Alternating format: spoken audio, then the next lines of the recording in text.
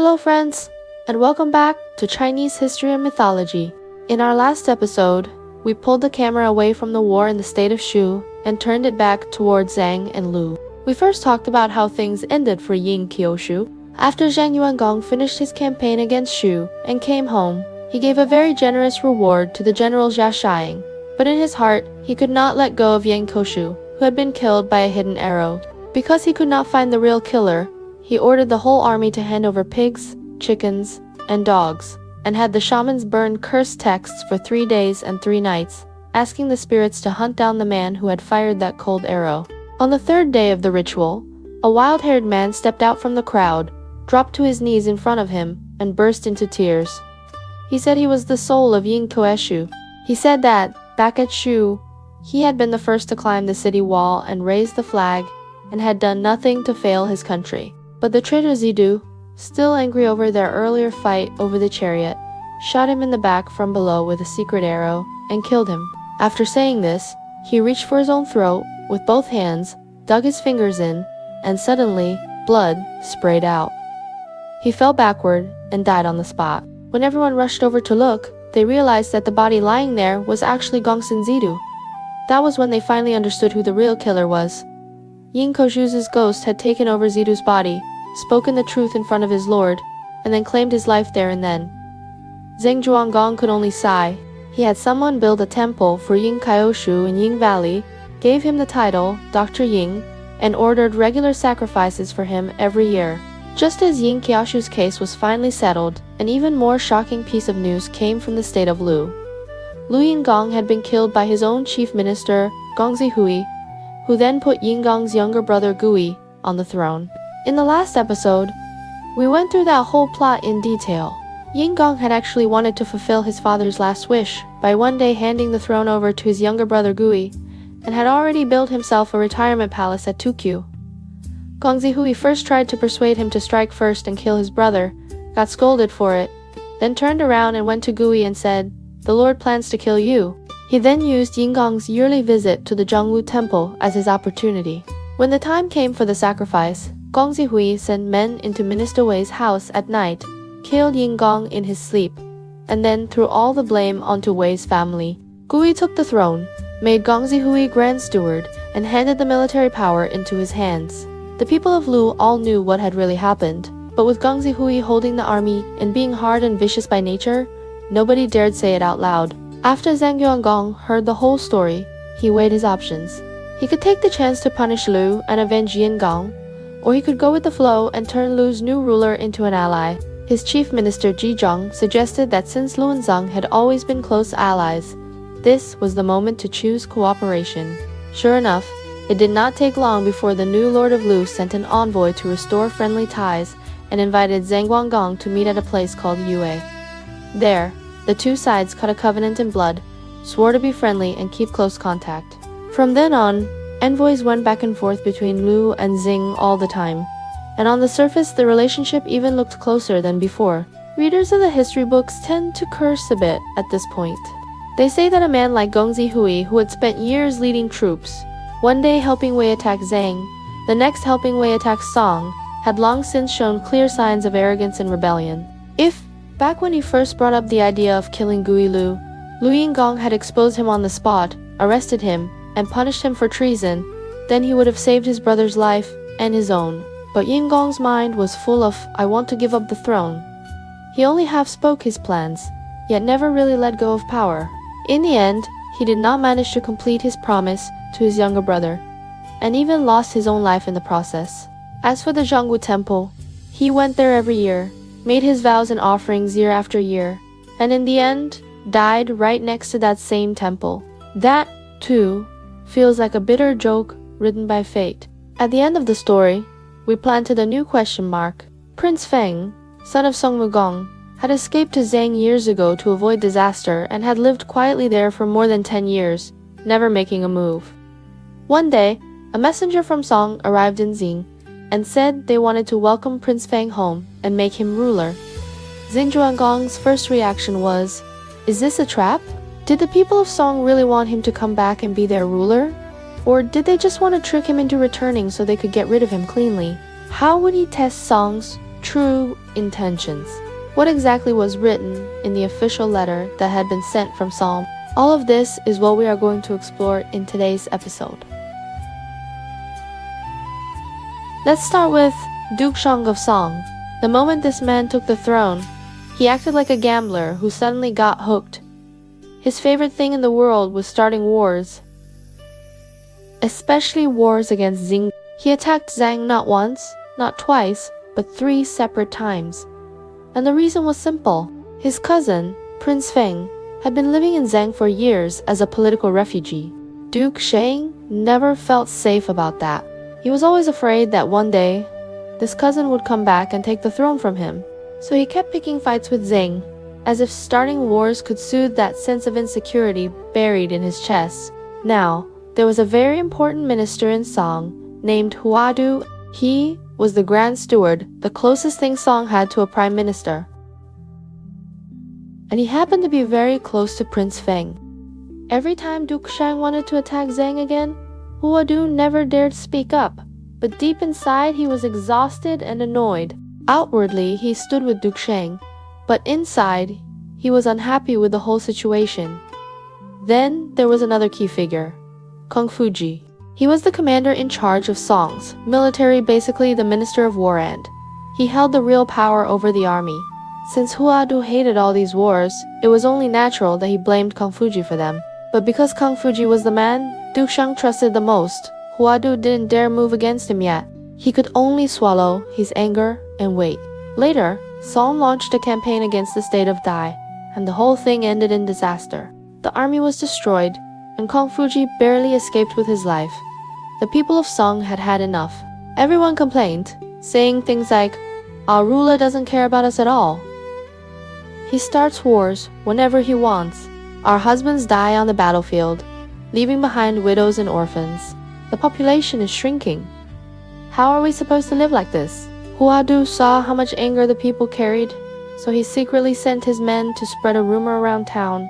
All these war plans came from Commander Kang. The common people were already furious. Once they heard this, they believed it instantly, and all their resentment shifted toward Kung Fuji. At this time, Huadu heard something else, something that pushed his mind completely off the edge. Kang Fuji had remarried. His new wife was from the Wei family, and she was extremely beautiful, famous across the whole state of Song. Huadu had heard the rumors for years, but never saw her himself. Until one spring day, Lady Wei was going back to her mother's home, and on the way, she joined her family to visit their ancestors' graves in the countryside. It was early spring, willows budding, flowers everywhere, young men and women out enjoying the sunshine. Lady Wei sat inside her carriage. Maybe she was in a good mood that day, and she shouldn't have lifted the curtain. But she did, and that one glance happened to fall directly into Huadu's line of sight. Huadu asked around. When he learned that she was Kung Fuji's wife, he froze. The only thing left in his heart was, so the world really does have a woman this beautiful. The rumors didn't exaggerate at all. From that day on, Huadu thought of her day and night. He thought about her while eating. He thought about her while sleeping. And the more he thought, the more twisted it became. He felt that if he could have such a woman in his household, he wouldn't care about anything else for the rest of his life. Just looking at her would be enough. Slowly, the desire turned into a plan. He thought, if I want this woman, there's only one way. I have to get rid of her husband first. So, yes, his decision to eliminate Kung Fuji started from lust. That year happened to be the 10th year of King Wan of Zhou, and spring meant a major royal hunting season. Song used the opportunity to hold a huge military drill. Kung Fuji was out on the training grounds giving commands and drilling the troops. Huadu seized this moment again and sent people to spread a new rumor among the soldiers. Commander Kang and the Grand Steward have already decided to launch a massive attack on Zheng. The moment the soldiers heard another war was coming, their faces turned pale. They gathered in small groups, whispering complaints. Some soldiers even went to Huadu's residence to beg him to stop the war. Huadu purposely kept his gates tightly shut. He only allowed the gatekeeper to speak through the crack in the door in a gentle voice, comforting the soldiers, saying, "Don't worry. The Grand Steward understands your suffering. but he never came out. This delay made the crowd outside grow larger and more upset. Some came holding weapons. The emotional pressure in the air grew heavier by the minute. As evening fell, the crowd was already restless. People shouted, "We want to see the Grand Steward. He must stand up for us." There's an old saying, "It's easy to gather a crowd that it's hard to make them leave." When Huadu felt the timing was just right, he put on armor, strapped on his sword, and walked out slowly. He ordered the gates to be opened and had the soldiers line up so they wouldn't disorder the scene. Standing at the door, he started with a sympathetic speech. He said he understood how tired everyone was, how many had died, how many families were torn apart. His gentle tone calmed the soldiers down. Then he suddenly turned the conversation. He said, "Do you know who keeps pushing for these wars? It's Commander Kang. I've begged the ruler many times to protect the people, but the ruler only listens to him, not me. Now he wants to attack Zheng again within 3 days. Tell me, what did the people of Shang do to deserve this suffering?" That speech lit the soldiers' anger like a torch. They clenched their teeth and shouted, "Kill him! Kill him!" Huadu pretended to stop them. "Don't act rashly. If Commander Kang finds out and reports you to the ruler, none of you will survive." The soldiers grew even angrier. They shouted back, "Our fathers, sons, relatives, half of them have already died from these endless wars. If this continues, we'll all die anyway. If we're going to die, we might as well kill this man who caused so much suffering." Huadu then acted as if he were hesitating. He said, "Commander Kong is hateful, yes, but he's still the ruler's favorite minister. To move against him means offending the ruler. This can't be done lightly." The soldiers roared, "As long as the Grand Steward leads us, we're not even afraid of that useless ruler." A few men grabbed Huadu's sleeves and pushed him onto a chariot. The message was clear, "You're our leader now. We're following you." The driver pulled the chariot forward, and the soldiers surrounded Huadu, shouting as they charged toward Kang Fuji's home. They surrounded the entire mansion. Huadu told them, "Don't shout yet. Let me knock on the door. Then we act together." By this time, it was fully dark. Inside the house, Kang Fuji was drinking. Suddenly, he heard urgent knocks on the gate. The servant went to ask and came back saying, "The Grand Steward is here in person. He says there's an important military business." Kang Fuji immediately adjusted his clothes and hat and hurried toward the gate. He opened it. The moment the door swung wide, the soldiers shouted and rushed inside. Kang Fuji panicked and turned to run back inside, but Huadu was already leading men up the main hall, shouting, "The criminal who harms the people is right here. What are you waiting for?" Kang Fuji didn't even have time to speak. A blade swung down. His head hit the ground. After the killing, Huado rushed with a few trusted men into the back courtyard, straight into the inner rooms. They dragged Lady Wei out, put her onto a carriage, and raced back toward his home. He thought he finally had the woman he had been dreaming about, but Lady Wei quietly untied the silk ribbon at her waist during the ride and looped it around her own neck. When they reached Huadu's door and lifted the carriage curtain, she was already dead. Huadu sighed, but not for long. He ordered his men to bury her quietly outside the city and warned everyone to keep silent. In the end, he didn't get a single moment of the pleasure he imagined. Instead, he added another layer of blood to his hands. The soldiers saw that their commander was dead, so they stormed into the Kang household and looted everything. Kang Fuji had only one son, Mujinfu, and he was still very young. A family servant carried the boy out of the chaos and fled to the state of Lu. Later on, the famous Confucius Gangqiu was the 6th generation descendant of this same Mujinfu. But that's a story for another time. Now, back to Duke Shang. Someone reported to him, "Commander Kang has been killed by rampaging soldiers." Duke Shang panicked at first.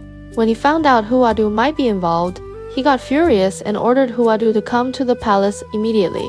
Huadu pretended to be very ill and said he couldn't get out of bed. Duke Shang was so angry that he decided to go in person to the Kang residence, to Mornan, to investigate.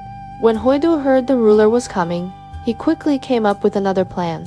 He called another high-ranking military official and said to him privately, "You saw it yourself.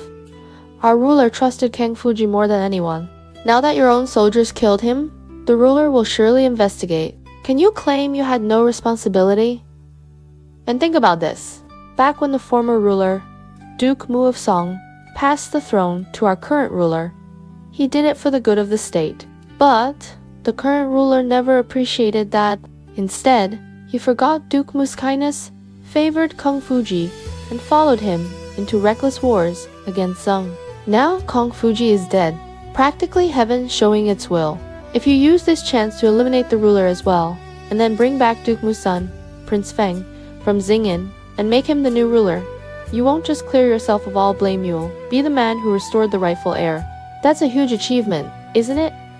The minister hesitated, then said, "What you just said actually matches what many of us have been thinking." So he gathered soldiers and waited in ambush at the gate of the Kong residence. When Duke Shang's carriage arrived, they swarmed forward and hacked him to death. Meanwhile, Hua Du put on mourning clothes as soon as he received word. He rushed to Kong's house crying as if his heart were breaking. He beat the mourning drum and summoned all the ministers. He then made a show of arresting a few soldiers, executed them on the spot, and told the world, the ruler was killed by rebel soldiers.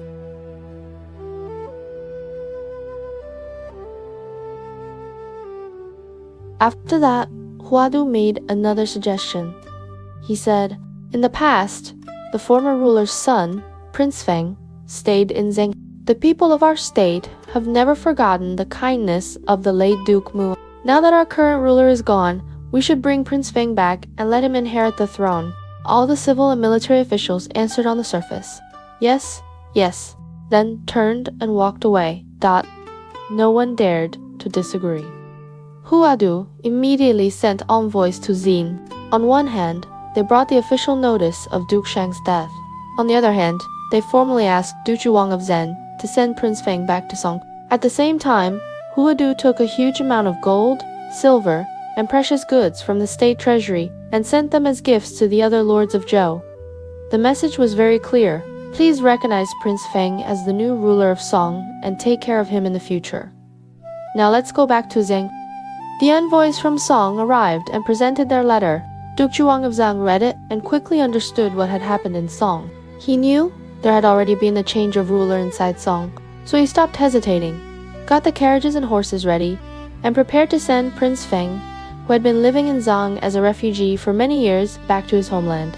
On the day of departure, Prince Feng knelt down in front of Duke Zhuan and cried. He said, "If you had not taken me in back then, I would have died long ago. Now I can go back and continue my family line and worship my ancestors. All of this is thanks to you. From today on, I will respect you as if you were the son of heaven himself.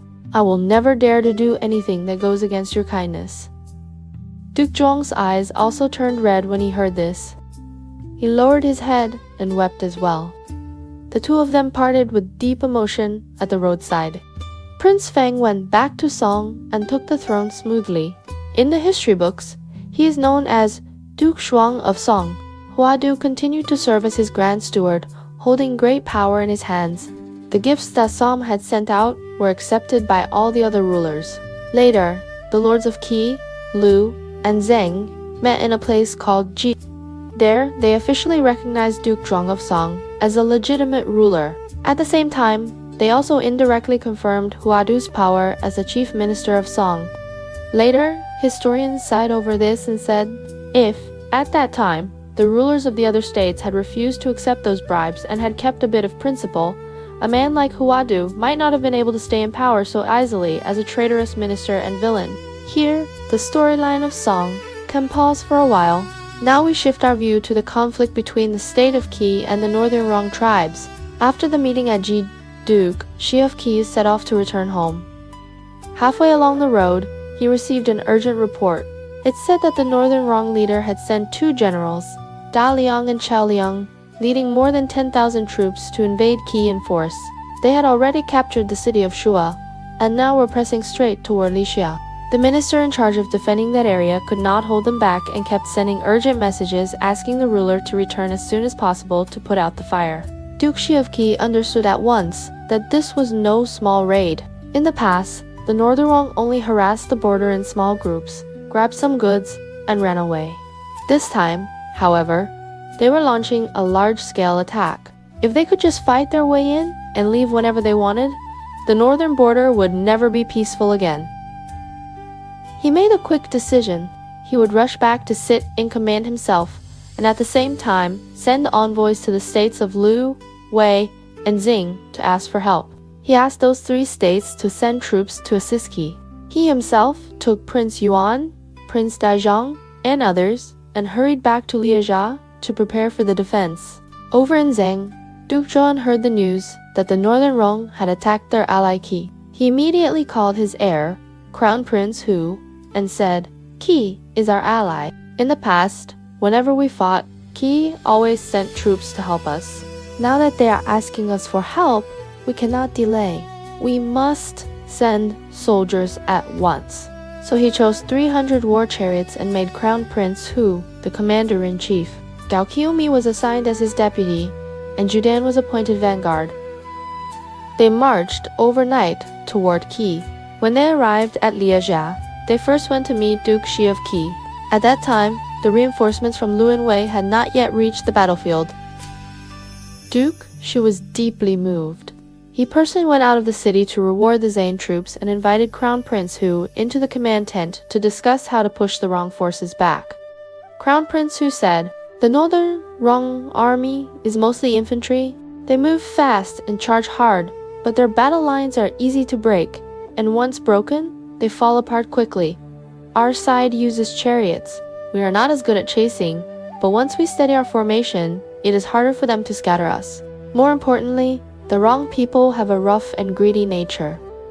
They do not really care about discipline. When they win, they all rush forward to grab the spoils. When they lose, no one wants to cover the retreat. This kind of army is perfect for a trap." He went on. "Besides, they just won a victory. Their confidence must be sky high right now, so they will surely attack again on their own. If we send one unit to meet them and pretend to lose on purpose, then turn around and run, they will chase us with everything they have. At that moment, if I have already set an ambush behind them, then, when their vanguard crashes into our hidden troops, their lines will fall into chaos. Once they are in disorder, we strike them from both front and back. They will definitely collapse, and then we can win a big victory." Duke Shi of Qi slapped the table and said, "This plan is brilliant. Let's do exactly as you say. Qi will hide in the east and block their front attack. Zhen will hide in the north and hit them from behind.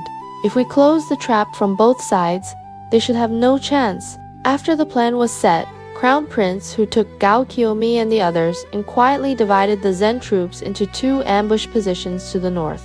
Duke Xian, his side, called Prince Yuan and ordered him to hide with his men outside the east gate, waiting for the Rong soldiers who would chase the retreating force. He then ordered Prince Daizhong to take a unit and act as bait. They were only allowed to lose, not to win. As long as they could lure the Rong army into the ambush, they would be credited with success. Once everything was ready, Duke Shi ordered Prince Daizhong to lead his men out of the city to challenge the enemy. The Northern Rong General Xiaoliang brought 3,000 elite cavalry out to meet them. After a fierce clash, Daizhong deliberately pretended to be exhausted and turned his chariot around to flee. He did not return by the nearest north gate, but circled the city, running toward the east.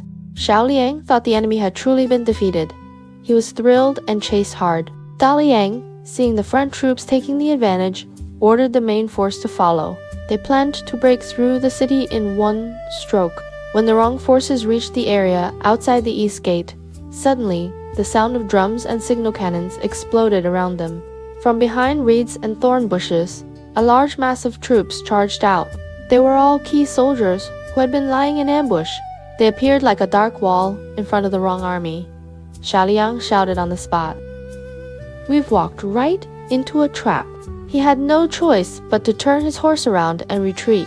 The sudden change threw the formation behind him into confusion. The whole line turned into a mess, and many wrong soldiers simply spun around and ran. At this point, Prince Daizhong turned his chariot back, joined forces with Prince Yuan, and launched a counterattack. Daliang ordered Xiaoliang to lead the front troops while he covered the rear. They fought while pulling back, trying to drag the broken army toward the north. The wrong soldiers who fell behind were either cut down or captured. They kept retreating until they reached Magpie Mountain.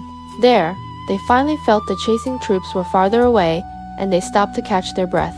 Just as they were about to set up camp and cook, shouts suddenly echoed through the valley. A fresh army rushed out of the mountain pass. This was Zheng's general Gao Qiumi.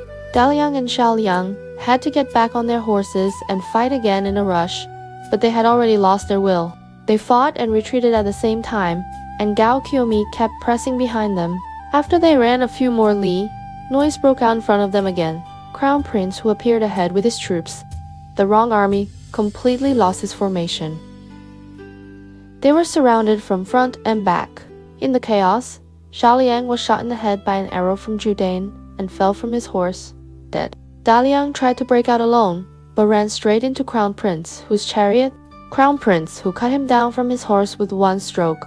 In this battle, 300 wrong soldiers were taken alive, and the number of wrong killed was beyond counting. Crown Prince, who ordered Daliang and Xiaoliang's heads, along with the prisoners, to be sent to Duxi of Qi as proof of victory. When Duxi saw the results, he was so happy he almost could not close his mouth. He said to Crown Prince, who, if a hero like you had not come to my aid, our state of Qi might have already lost the north. Today, the peace of Qi is all thanks to you.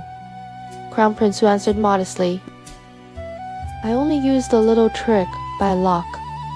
I don't dare accept such high praise.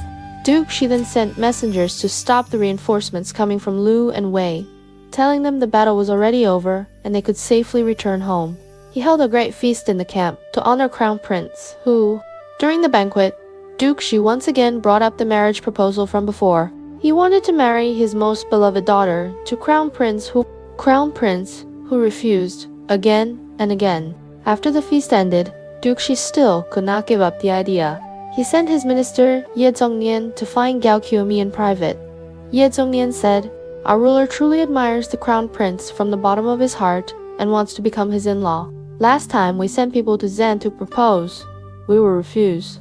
This time we just fought side by side and won a great victory. The moment is perfect. If you can help make this marriage happen, our ruler is willing to give you 2 pairs of white jade discs and 2,000 taels of gold. Gao Qiumi accepted this task and went to see Crown Prince, who he described Duxi's sincerity in great detail and even added, having such a powerful state as your in-law will also benefit you in the future. After hearing all this, Crown Prince, who only said, when there was no war, I already did not dare to climb that high. Now I have come here under my father's orders to rescue Qi, and we have just won a battle. If I turn around and marry their ruler's daughter right now, people will definitely say, I used military merit to force a marriage. If that kind of talk spreads, how can I face the world later? Gao Qiumi tried to persuade him many times, but Crown Prince, who never changed his mind. The next day, she sent He Zhangnian again to bring up the proposal, and Crown Prince, who had no choice but to give another reason. He said, I have not yet reported this matter to my father. If I decide this marriage on my own, without his approval, it means I break the rules and deserve punishment.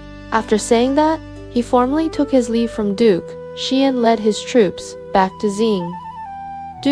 She was so angry that he said, I have such a good daughter.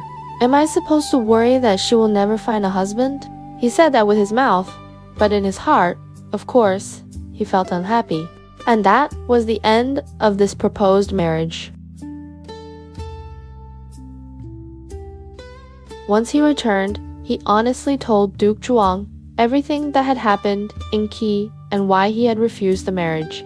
Roughly, he said something like this. Father, the Lord of Qi wanted to marry his daughter to me, but I felt that talking about marriage right after winning a battle would look like I was using my military success to trade for a bride, so I politely turned it down. Duke Zhuang listened and did not look angry at all. On the contrary, he actually sounded a bit proud. He said, This son of mine will be able to earn his own achievements in the future. He does not need to rely on marriage to climb up to some higher branch. As long as you have real ability, you will have plenty of fine matches to choose from later on." On the surface, father and son seemed to agree very well. Both of them looked as if they were acting with a lot of backbone.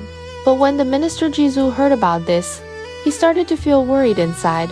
Zhou went to find another senior minister, Jiao Qiumi, and had a private talk with him. He said, "Think about it. Our Lord has many favored concubines. Among the sons, those women have given him, Prince Tu, Prince Yi, and Prince Wen all rely on their mother's favor. Each of them is secretly planning for the future and wants to fight for the throne.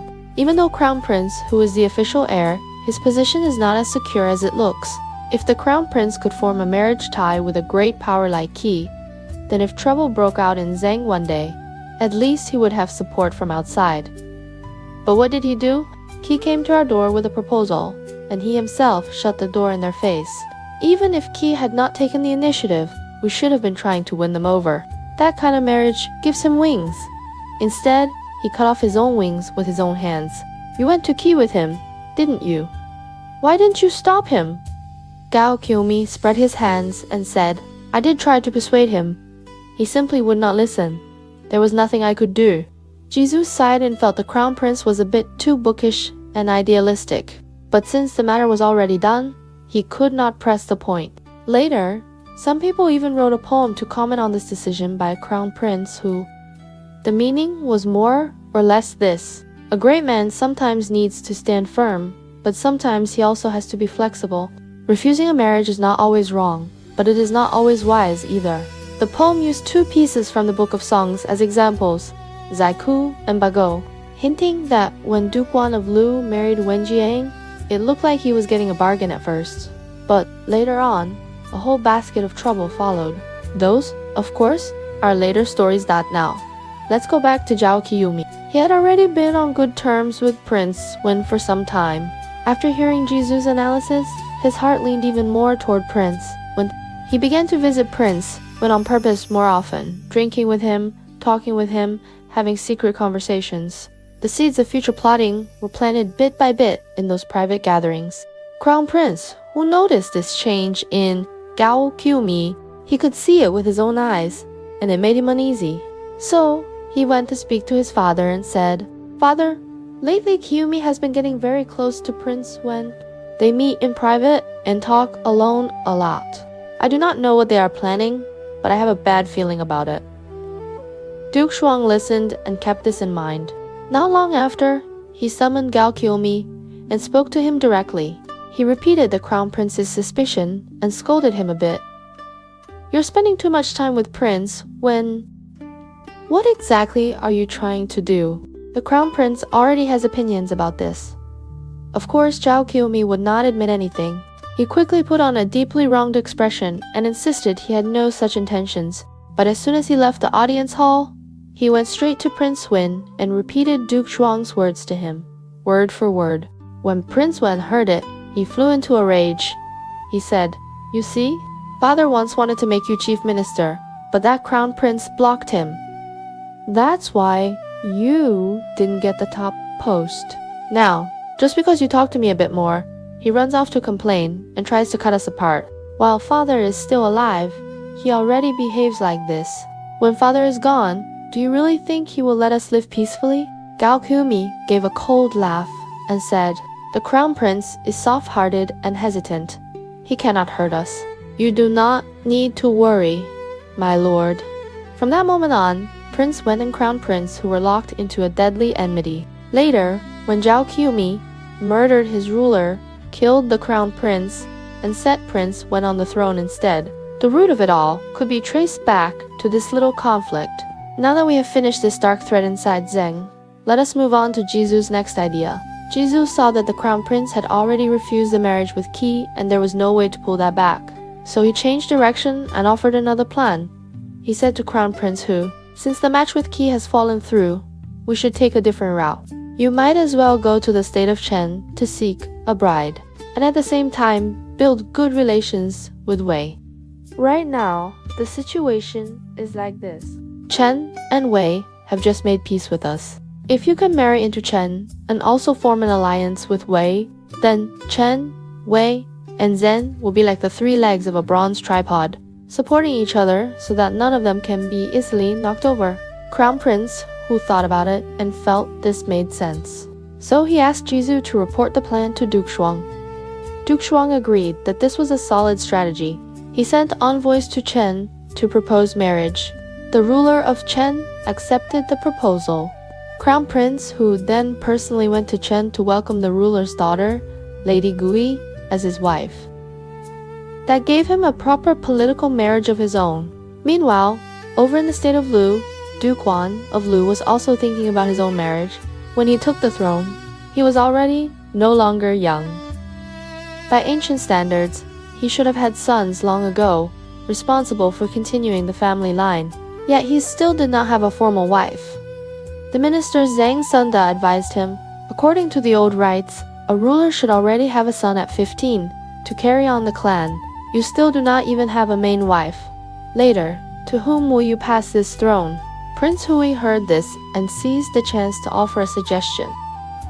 He said, I have heard that the Lord of Kia has a most beloved daughter named Wen Jiang. She was originally meant to marry Crown Prince Hu of Xing. Now that this match has failed, why not take the chance and ask the Lord of Qi for her hand? My lord, Duke Wan's heart moved as soon as he heard this. He said, Good. This can be arranged. He immediately sent Prince Hui as his envoy to Qi to formally propose marriage. On the Qi side, Duke Shi was not against the idea of a marriage with Lu. However, at that time, Wen Jiang was still sick and weak because of the blow from Crown Prince, whose refusal. So Du Shi said for the moment, let us wait until my daughter has recovered a bit. Then we can discuss this matter in detail. The palace maids, though, quietly carried this happy news into Wen Jiang's chamber and told her, at this point, we need to pause and talk a bit about Wen Jiang herself. Duke Shi of Qi had two daughters, both famous beauties. The elder daughter married into the state of Wei and later became the very well-known Lady Xuanjiang of Wei. Her story will come later in its own episode. The younger daughter is the one we are talking about now. Wen Jiang's beauty was the kind that people called exaggeratedly stunning. The books say that her eyes were like clear autumn, water bright, deep, and with a touch of sadness in them.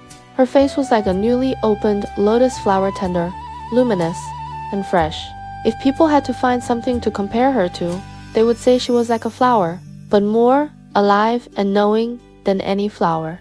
They would say she was like fine jade, but warmer and more human than jade. In short, she was one of those peerless beauties that are rare through all ages. On top of that, Wen Jiang was not just beautiful, she was also very talented.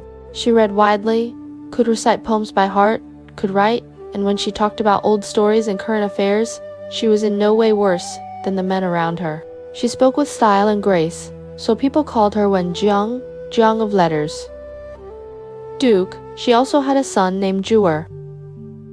Zhou was the classic spoiled young master.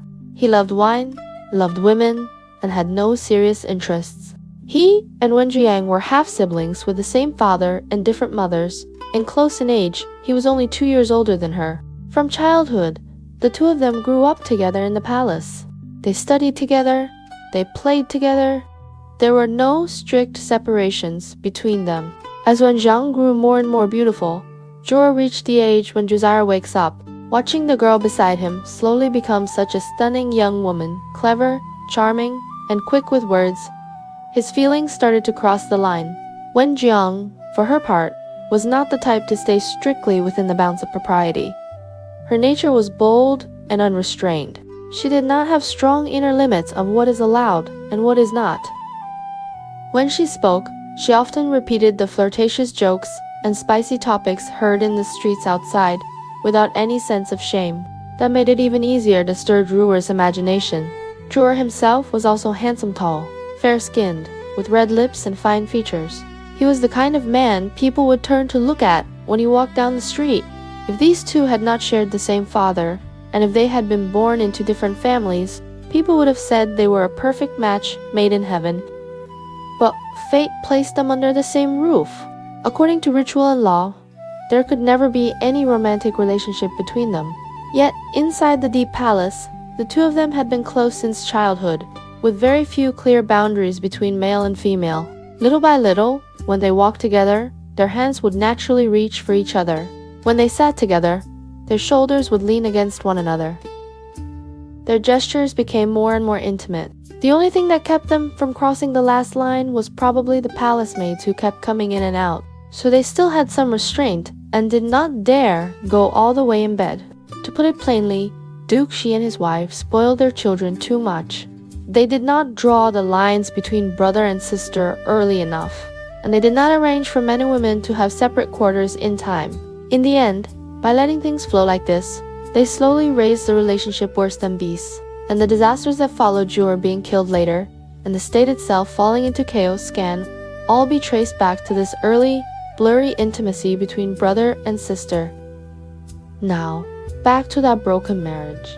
Ever since Crown Prince, who had defeated the wrong people, Duke, she had been praising him in front of Wenjiang from time to time. He told her how brave and talented the Crown Prince was, and said he planned to marry her to such a hero. Wenjiang listened, shy and happy, and quietly took this marriage as her destined future. Then, the news changed. She heard that Crown Prince who had firmly refused the match. The breath in her chest immediately stuck. Disappointment, hurt, humiliation, all of it pressed together. She felt as if her whole self had been emptied out. Sometimes she felt cold. Sometimes she felt burning hot. Her mind wandered. She could not eat. She could not sleep. Her body grew weaker and weaker day by day. Later, someone used a poem to describe Wenjiang at this time. The meaning was roughly this. A 16-year-old girl is shut away in the inner chambers. She does not know how to openly express her feelings. A single love sits on her heart, but she cannot say it out loud, so she can only frown in silence. What she truly wants is that free-flying phoenix in the sky, but she feels she is locked inside a fenced yard, forced to stare at the household rooster. The more she stares, the deeper her sorrow. When Prince Zhou heard that Wenjiang was seriously ill, he kept looking for chances to visit her, under the excuse of checking on my sister. At some unknown point, he simply started walking straight into her bedroom. He would sit next to her bed, hold her hand, support her by the shoulder, and keep asking where it hurt and how she felt. Even though there were always palace maids around, his behavior had clearly gone far beyond what was proper between brother and sister. One day, Duke Shu suddenly decided to visit his daughter's room.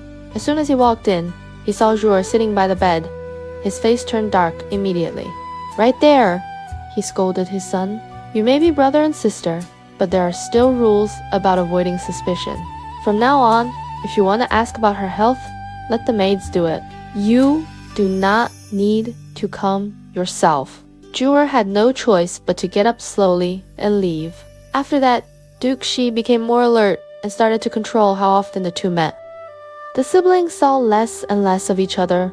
Before long, Duke Shi arranged for Zhou to marry a princess from Shang. Zhou doted on his new wife and went to see Wenjiang even less. In the deep palace, Wenjiang now had only loneliness, resentment, shame, and love twisted together in her heart. Whenever she thought about that vague, impossible affection she had felt before, she grew even more depressed. Her body was already weak, and her illness grew worse. She clearly had things in her heart, but there was no one she could speak to. She could only hide under the blanket at night and weep in secret. Someone wrote about her in verse later, saying that she was like spring grass, her eyes clouded by the spring mist, lying alone day after day in her inner room. The more her resentment piled up, the more her beauty faded. Yet the fire of longing in her heart burned hotter and hotter. At night, facing the moonlight, her thoughts must have flown out 1,000 times in her dreams. Now let's go back again to Duke Wan of Lu. When Duke Wan of Lu took the throne, he was already at an age when, by ancient standards, he should already have sons and daughters, but he still did not have a proper main wife. The reminder from Zheng Senda pushed him to take his marriage seriously. Prince Sui seized the moment to bring up the idea of marrying Wenjiang. Duke Wan sent him to Qi to propose Duke Shi of Qi, on his side, said with his mouth that when Zheng was sick, and that he wanted to wait for her to recover a bit before making any decisions. When the palace maids brought this news to Wenjiang, her feelings were very complicated. She understood what this marriage meant. All hope with Zheng was gone. Now, the match had shifted to Lu. Even so, it was still better than lying alone in bed with no future in sight.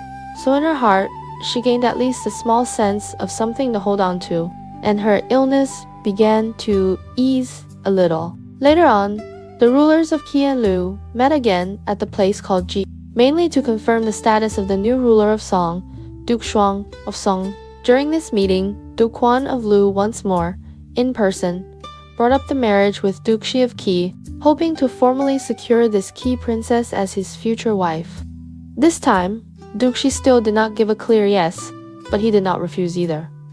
He only said, "Next year, we can discuss this matter in more detail."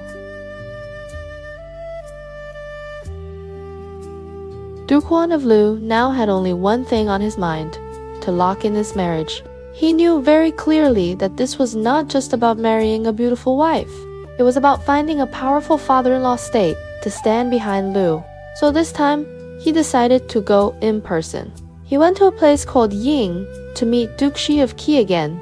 Ying was basically on the border between Qi and Lu, a convenient spot for both sides to use as a meeting place. When Duke Huan met Duke Shi in Ying, his attitude was extremely sincere.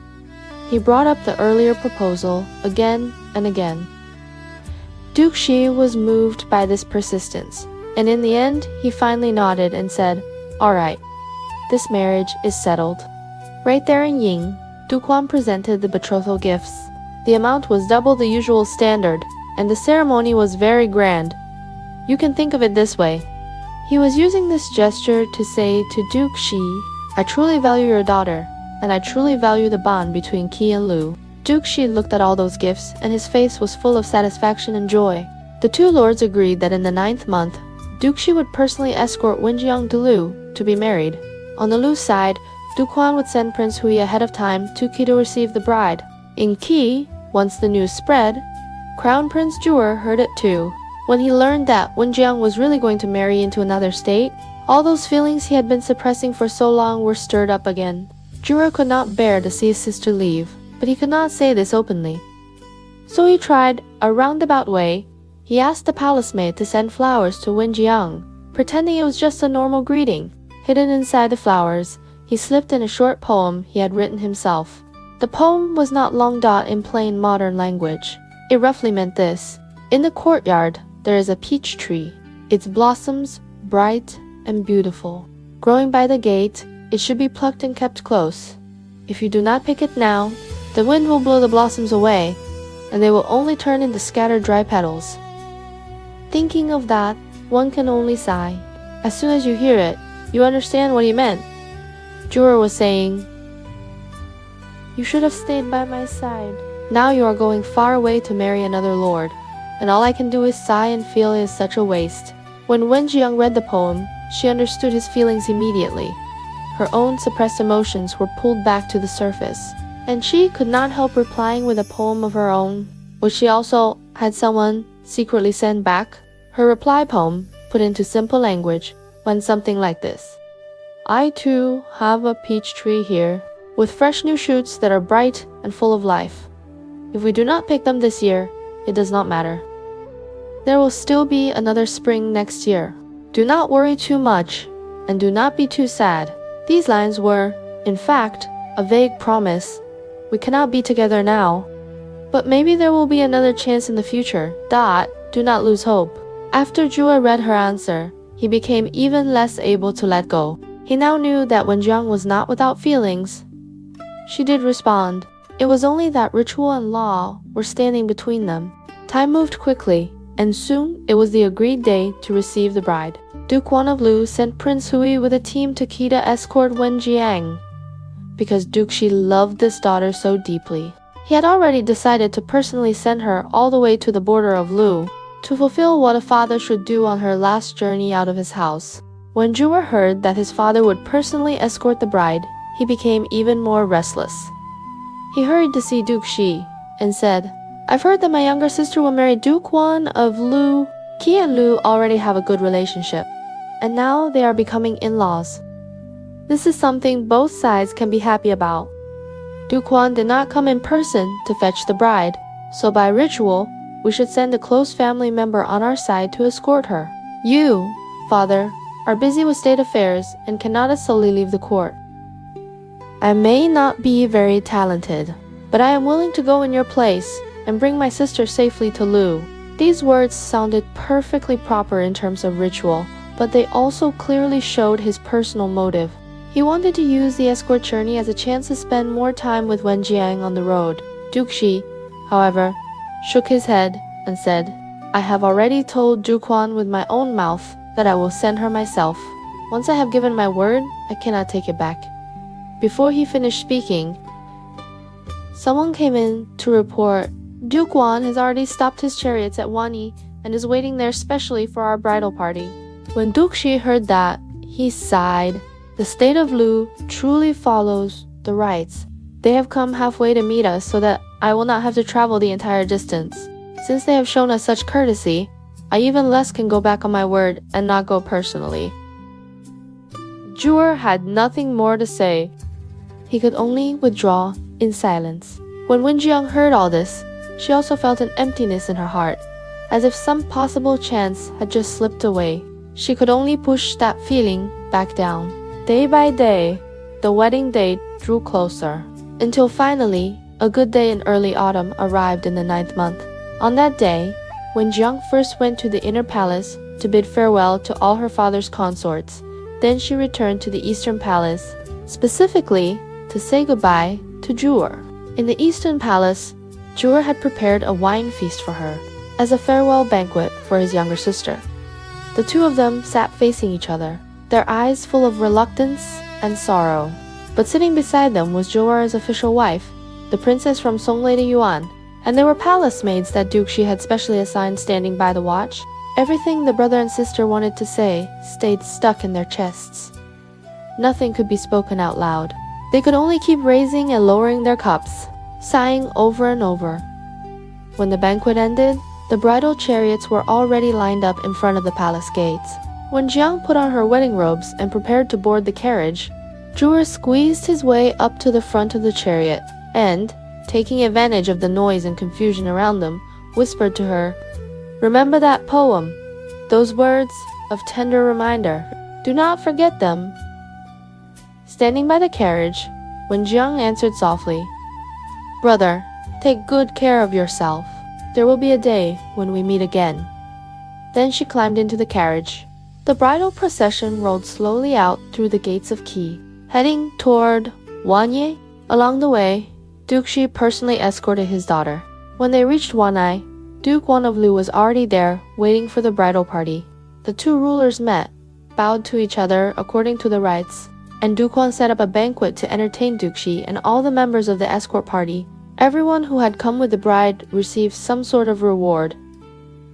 Once the escort ceremony was completed, Duke Shi took his leave of Duke Wan and started back toward Qi with his attendants. At the moment, he placed his daughter in another man's hands. Of course, he felt reluctance and sadness, but from the point of view of ritual, he had done everything a father should do. Duke Wan of Lu, for his part, led Wen Jiang back to the Lu capital and completed the formal wedding there.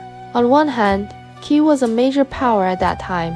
On the other, Wen Jiang's beauty and talent were famous among the feudal states. So Duke Wan respected her and adored her at the same time, pouring almost all his feelings into this new wife. Still uneasy, Duke Shi sent his younger brother, Ye Zhangnian, as envoy to Lu. He went to visit his brother-in-law and make sure greetings and gifts were properly delivered. With this kind of constant exchange back and forth, the relationship between Qi and Lu became closer and closer. Almost like family. Later generations, looking back at this story, often quoted a poem to sigh over it. The meaning was roughly this: between men and women, one must be especially careful about boundaries. Between brother and sister, even more so, one must keep proper distance. Yet these two siblings, at the moment of parting, still spoke words full of hidden meaning. It was those very hints that planted the seed for the chaos that would later explode inside the palace of Lu. Those later events will be told in another chapter. For now, we set them aside and turn to another line in the story. The growing conflict between King Wan of Zhou and Duke Zhuang of Zhen. On the Zhou side, King Wan had long been unhappy with Duke Zhuang. In earlier years, when Duke Zhuang attacked Song, he used the excuse of acting under the king's command to punish a disobedient state. He publicly announced this everywhere he went, claiming that he was fighting for the Son of Heaven. Of course, King Wan knew full well that he had never given such an order. He had been holding that anger in his heart the whole time. Later, he simply removed Duke Zhuang from his position as a key minister at court and handed all central power to Lord Guo Linfu instead, no longer letting the Lord of Zheng interfere in government. When Duke Zhuang heard of this, he was very displeased. He grumbled that our Zheng family has helped the Zhou royal house fight its wars for generations. Now they throw us aside just like that. Out of anger, he refused to come to court and pay homage for 5 full years. The longer King Wan thought about it, the more he felt he could not swallow this insult. He said to those around him, Wu Sheng of Zheng has no respect at all. If I do not punish him, the other lords will all learn from his example. Once the king's commands stop being taken seriously, the authority of the Son of Heaven will be worth nothing. I am planning to personally lead a campaign to punish him. Lord Guo Linfu tried to persuade him otherwise. He said, even so, Duke Zheng has the merits of several generations serving as high ministers. You suddenly stripped him of his power, so it is natural that he is upset and refuses to come to court for a while. Why must you personally go to war over this? You could simply issue an order and have the other feudal lords raise troops to attack Zheng. You can stay behind to oversee things. That way, you avoid personal danger, and you also keep the dignity of the king's position from being lowered. But King Wan had already been pushed past his limit. His face was dark and he said, Wu Sheng has insulted me more than once, in this life. There will never be peace between me and him. With that, he ordered the states of Kaiwei and Chen to raise troops and attack Zheng together. At this time, the state of Chen had just changed rulers. Marquis Bo of Chen had died, and his younger brother Prince too killed the original crown prince and seized the throne for himself. Many people in Chen were angry and refused to accept him as legitimate. Crowds of commoners were leaving the country in groups. King Wan ignored all this. He still ordered Chen to send troops. Prince Tu had only just taken the throne and did not dare disobey, so he had no choice but to grit his teeth, conscript soldiers, prepare chariots, and send the minister Bo Yuanzhu to lead Chen's forces and follow Zhou's campaign against Zhen. The states of Kasai and Wei each sent troops as well. King Wan then divided his army into 3 wings. He put Lord Guo Linfu in charge of the right wing, with the troops of Kai and Wei under his command. He put the Duke of Zhou, He Jian, in charge of the left wing, with Chen's troops under him. The king himself led the central army, ready to command everything from the middle. On the Zheng side, when Duke Shuang received the intelligence report that the king himself is leading an army to attack us, he immediately called all his ministers together to discuss what to do. For a while, not a single person in the hall dared to speak. Everyone knew that when you faced the banner of the king's personal expedition, any careless word could become a crime. In the end, it was the chief minister Zhou who stepped out first. He spoke very directly. This time, the Son of Heaven is leading the army in person to question us for not coming to court for many years. From the point of view of status and ritual, we are in the wrong. My suggestion is that you first send an envoy to admit fault and give him a step down, which is also a step down for us. Maybe there is still room to turn this around. Duke Zhuang's anger was burning. He said, First King Wan took away my power in the central court. Now he sends troops against Shang. The merits of our Zheng clan over generations are flowing away like water. If this time I cannot face him in person and break his sharp edge, there is a real risk that he will slowly swallow up the foundation our ancestors left us. Gao Qumi then offered his view The state of Chen has always had a good relationship with us. They likely sent troops this time only because they had to obey the king's command. The states of Kasai and Wei, on the other hand, have old grudges against us and will surely fight hard. The king's temper is hot right now. He is personally leading the army with strong momentum. If we go straight to meet his first wave head-on, we might not gain any advantage. It would be better to avoid his sharpest edge at the start. We can wait until his initial anger has faded a bit. Then look at the situation and decide whether to fight or make peace. At that time, we will have more options. Another minister, Prince Yuan, also spoke up. He said, "Strictly speaking, for a subject to fight, his ruler is against the rights. Once you decide to fight, it must be quick, not a long, dragging war. My abilities are not great, but I am willing to offer one plan." Duke Zhuang asked him, "What plan do you have?" Prince Yuan laid out his thinking, step by step. Since King Yuan has divided his army into 3 parts, we can do the same. Our left and right wings will each form square battle formations. The left wing to deal with the enemy's right wing, and the right wing to deal with the enemy's left wing. You, my lord, will personally lead the central army against the king's center, where he himself is located. Duke Zhuang then asked, "Will this arrangement really give us victory?" Prince Yuan explained in detail. He said, "The new Marquis of Chen took the throne by killing the rightful heir. The people of Chen do not accept him in their hearts. Now, he is only forcing himself to raise troops. He has no will to fight. If we concentrate our right wing and strike the Chen troops first, hitting them when they are unprepared, their army will collapse immediately.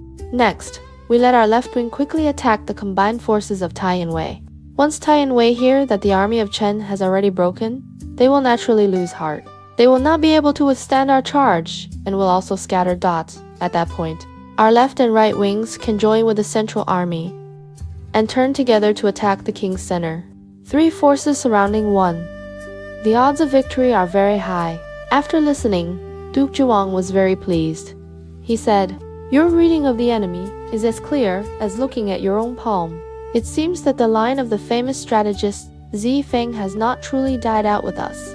Just then, scouts returned from the front and reported, King Yuan's army has already reached Zhou. The 3 main camps support each other closely.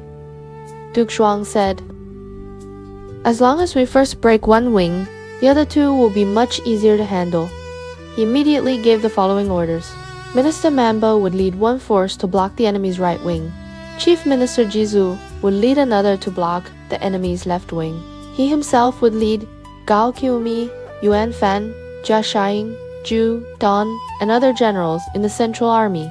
After examining both sides' formations, Gao Qiumi made one more tactical suggestion. He said, "In my view, King Yuan does know a bit of military strategy. This opponent is not like the ones we faced before. I hope you will adopt a formation called the fish scale formation." Duke Zhuang asked, "What is the fish scale formation?" Gao Qiumi explained very concretely. "We first line up 25 war chariots in a row at the front. Each chariot has 5 soldiers on it. Behind them, we place 25 infantrymen, keeping them close with no gaps. If someone on a chariot is wounded, a man from the rear steps up immediately to fill his place. The entire formation moves only forward, never back. This line of men and chariots will be like an iron wall pressing forward. It is very hard for the enemy to break, but very easy for us to push through them." Duke Zhuang nodded and said, "Good. We will do it your way." The 3 Xin armies formed up and slowly moved toward Zhou. When they arrived, they each set up camp, ready to fight the next day. On the Zhou side, when King Yuan heard that Duke Zhuang had already come out to meet him, his anger flared up even more, and he wanted to lead the charge himself. Lord Guo Linfu urged him again and again, "The Son of Heaven does not need to rush to the front line. You should command from the central army." The next day, both sides lined up in full formation, facing each other. Duke Zhuang first issued an order to his troops. The left and right wings are not allowed to move on their own. Only when you see the flag of the central army opened and waving will you attack together. On King Wan's side, he had already prepared a long speech before the battle. He planned it carefully. When Duke Zhuang came out to the front to speak with him, he would scold him in front of both armies, listing all Zheng's faults not coming to court, faking royal commands, and so on, to crush the enemy's morale with his words first. But things did not go the way he had imagined. Duke Zhuang arranged his formations, but he never stepped out of the gate of his main line. He did not come forward, did not answer, and did not respond to any provocation. The Zheng side was so quiet that you could hardly hear a shout from within the ranks. King Wan waited and waited, growing more and more upset. At last, he ordered men to ride out and challenge the enemy. They shouted insults for a long time, but still there was no response from the Zheng army. The stalemate dragged on until almost midday. Duke Zhuang judged that by now the king's troops must be worn down in spirit. By this hanging in the air with nothing happening, only then did he finally give the order. Shang was to pull open the central army's great banner and raise it high. At the same time, the left and right wings beat their war drums together. The soldiers let out a mighty roar and charged forward. Mambo's unit drove straight at the Zhou left wing, the side with Chen's troops. The Chen soldiers had little will to fight. As soon as they saw the Zheng army rushing toward them, their formation fell into chaos. First, their lines broke. Then large groups turned and ran, crashing into and disrupting the troops under Duke Hejian's command. Duke Hejian had no choice but to retreat while trying to gather the fleeing soldiers. That in the end, it turned into a complete rout. On the other side, Chief Minister Zhou led his forces against the Zhou right wing, the combined army of Kai and Wei. When Taisai and Wei heard that Chen's army had already collapsed, their hearts naturally began to pound, with the Zheng troops charging hard at them. They barely resisted at all before breaking and running in all directions. Lord Guo Linfu saw his own line begin to waver. Standing in front of his chariot, he drew his sword and shouted, "Anyone who runs will be cut down." Using this threat, he barely managed to hold part of the army in place. Zhou saw this and did not dare press too hard, so he reined his troops in and advanced slowly instead. Taking advantage of that pause, Lord Guo Linfu kept his formation tight and slowly withdrew, managing to spare his wing from suffering heavy casualties in this battle.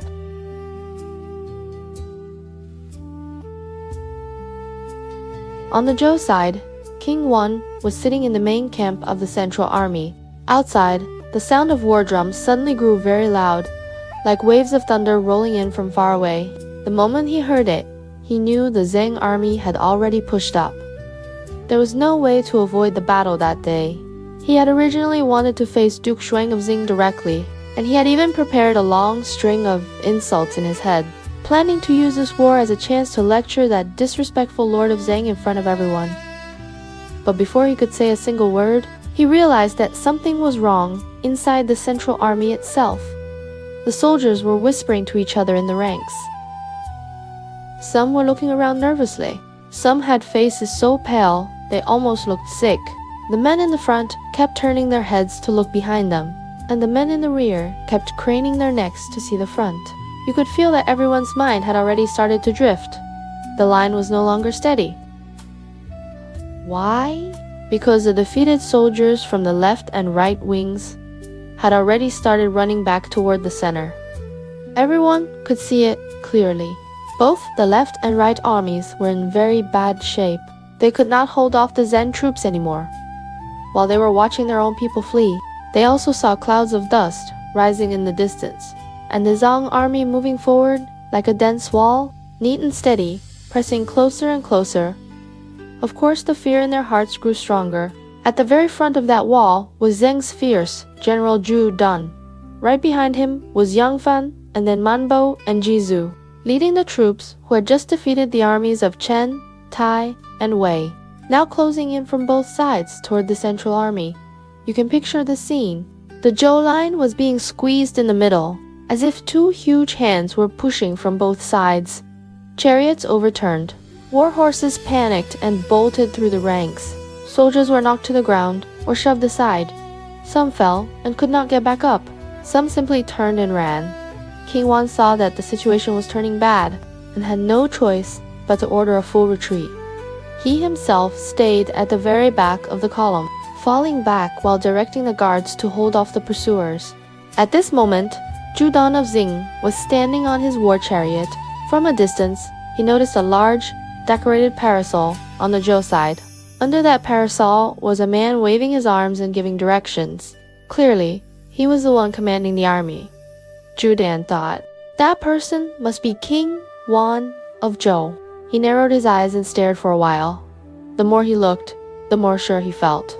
So he drew his bow all the way back, aimed at the man beneath the parasol, and let the arrow fly. The arrow cut across the chaotic battlefield and hit King Wan square in the left shoulder.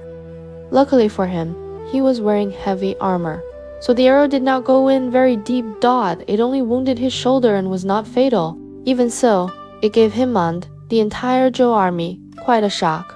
Seeing that his arrow had hit its mark, Zhu became even more excited. He urged his chariot forward, hoping to use the chaos to push through and capture the Son of Heaven alive.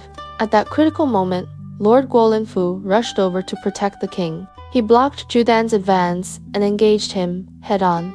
Troops from both sides fought desperately around them in the confusion. On the other side, Yuan Fan and Manbo had also caught up. The forces of Zheng joined together, and the pressure on the Zhou army kept increasing. Just when the fighting was at its most intense, the retreat bell of Zhang's central army suddenly rang out across the field, fast and urgent. When Zhu, Dan, Yuan, Fan, and Menbo heard it, they knew their lord was ordering everyone to pull back. They had no choice but to fight while slowly retreating. The two sides separated for the moment. Once all Zheng soldiers had returned to their camp, King Wan also pulled his army back about 30 li and only then managed to stabilize things again and set up a new camp. The commander of the left wing, Duke Heijian of Zhou, came to see King Wan and confessed his failure first. He said, "We lost to Zheng because the troops from Chen hardly fought at all. That is why our side collapsed and ran." King Wan's face was dark. He knew very well in his heart that the real problem was his own rash decision to start this war and his poor choice of allies. He let out a long sigh and said, "This was my mistake in choosing people. I cannot blame anyone else."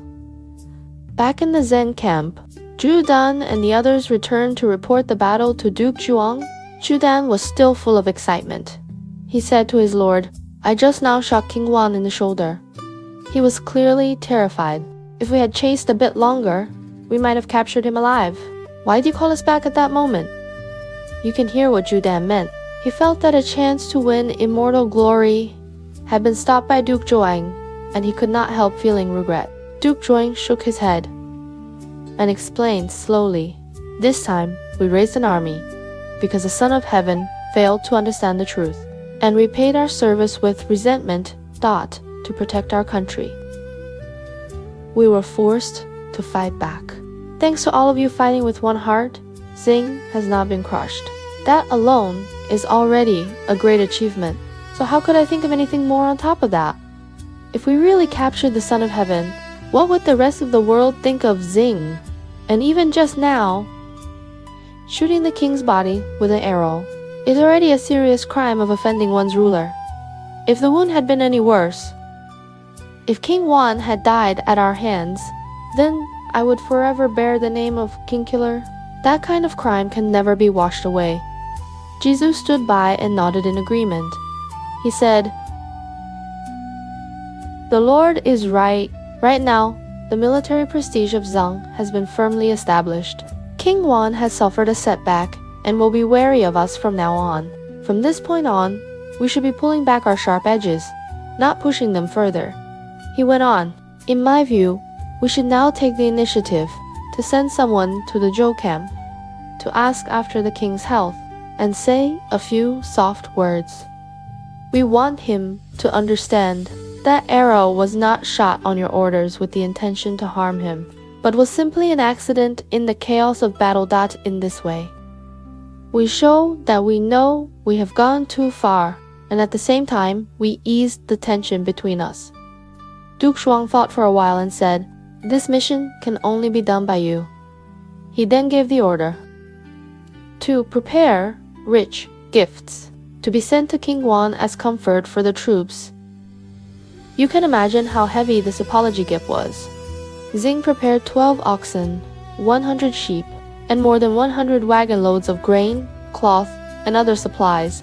All of it was transported to the gate of the Zhou camp. That same night, Zhou entered the camp, first kneeling from a distance, then crawling forward step by step while speaking non-stop.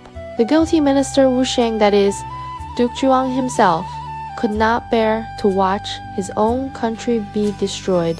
That is why he was forced to lead troops in self-defense. Because orders were not strict enough, the king's body was accidentally wounded. Wu Shang is deeply afraid in his heart. He has sent me in the middle of the night to pay his respects to your majesty, and to bring a few humble offerings, to comfort your majesty's army. He only begs that your majesty will pity his service in past years, and forgive him this one offense. After listening, King Wan's expression was hard to read, half shame, half anger.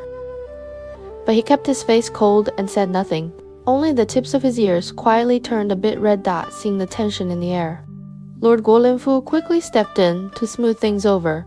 He said to the king, "Since Zhen Wusheng already knows he is guilty and has sent someone to admit fault, why not take this chance to forgive him? In this way, your majesty shows a generous heart and leaves Zheng a way to survive. Now that the battle has been fought and the lesson has been given, let us allow the envoy to thank you and go home." Listening to these words, King Wan's anger slowly cooled. In the end, he nodded and did not say anything more. Zhu knocked his head on the ground a few more times, then backed out of the camp. After leaving the central camp, he deliberately went around all the other camps, visiting each one in turn and asking, "How were your losses in today's battle? Is there anything Zheng can help you with?" He made sure that every courtesy was done. Later, the court historian wrote a poem to comment on all this. The idea was roughly, on the battlefield, Zheng's arrow struck the king's shoulder. On the surface, it looked like Zhang had pressed the royal house down. But in the very next moment, Duke Zhuang sent gifts and bowed his head to please the Son of Heaven. Making himself look small again, in war, he dared to stand firm against the king. After the war, he rushed to use ritual and courtesy to close the scene. This contrast between his attitude in war and his attitude in peace shows that in the spring and autumn period, the feudal lords dared to fight the Son of Heaven for face. But at the same time, no one could truly step outside the framework of Liu Ritual. Another poem openly mocked King Wan, saying he never should have personally led the army against Zheng. You take a fine pearl and use it to hit birds. You take the Son of Heaven and send him driving chariots at the front. You could have sent out just one written command to punish Zhang from afar. Instead, you insisted on going yourself and ended up being beaten by Zheng until you were covered in dust. Was Zheng truly so unafraid of royal power?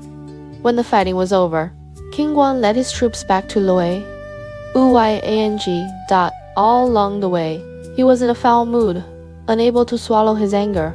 Once he was back in the capital, he had another idea.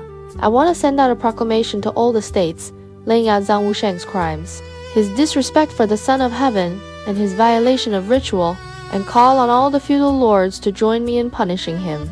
Lord Guolinfu hurried to stop him again. "Your Majesty, this campaign was launched in a hurry from the very beginning. You have already lost the battle. If you now write up this whole affair in a proclamation and send it across the land, is that not the same as personally telling the world that you have been defeated? Think about it, besides Chen, Wei, and Tai, the handful of states that went to war with you, most of the other feudal lords actually have good relations with Zheng. If you truly call on everyone to fight Zheng together, most of them will probably ignore you.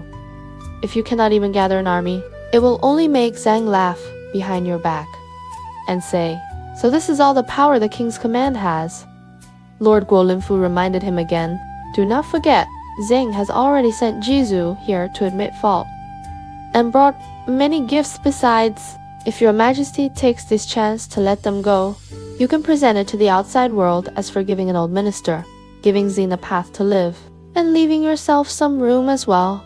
Listening to him, King Wan finally understood that if he kept making trouble, it would only hurt himself that, so he simply pretended that nothing had ever happened.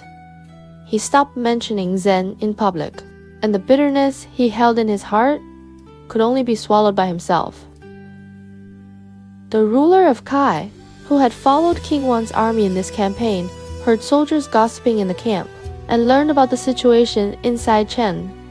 In Chen, Prince Tu had seized the throne by killing the rightful heir, so the people were very dissatisfied. The state was unstable. Many families were packing up and fleeing. When the Lord of Kai heard this, he felt this was the perfect chance. He thought, right now, Chen is busy trying to serve the king in war, and at the same time trying to calm its own people. Its own feet are not steady. If I march against them at this moment, I might gain everything in one strike. Later, if the king asks, I can say I was helping the Son of Heaven deal with a rebellious vassal. Once his mind was made up, he immediately ordered his army to turn around and head toward the border of Chen, ready to launch a surprise attack and take advantage of the fire. As for whether this sudden strike would succeed and whether Chen would really be swallowed up in one bite, that is what the next part of the story will tell.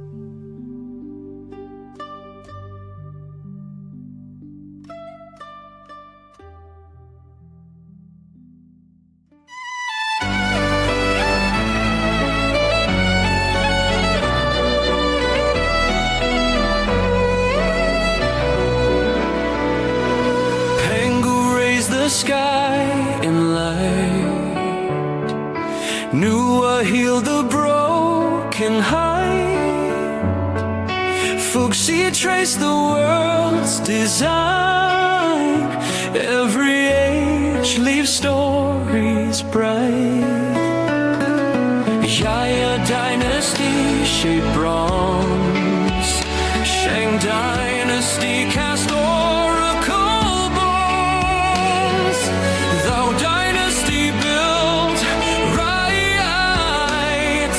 Qin dynasty forged the great walls,